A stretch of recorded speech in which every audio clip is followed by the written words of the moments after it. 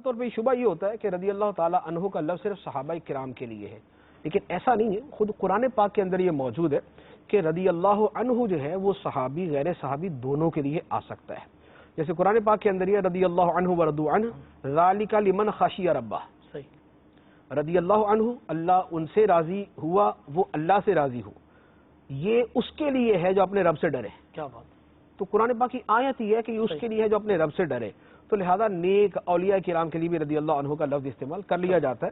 اصل میں ہمارے زمانے میں تھوڑا سا ایک عرف کے اعتبار سے فرق پڑ گیا، ورنہ پرانے زمانے میں ایسا نہیں تھا. جو علماء کرام تھے وہ اپنے اساتذہ کو اور دیگر اولیاء کرام کے حوالے سے یہ لفظ لکھا کرتے تھے. تو یہ پہلے یہ چلتا آ رہا تھا، اور ابھی اہل علم کے اندر اتنا فرق نہیں سمجھا جاتا. علماء جو کتابیں پڑھتے ہیں اس میں یہ چلتا ہے یہ سارا. جیسے صاحب ہدایہ کی یہ ہدایہ شریف جو فقہ کی مشہور کتاب ہے، اس میں ان کے جس شاگرد نے نقل کیا تو وہ یہ کہتے قال رضی اللہ عنہ.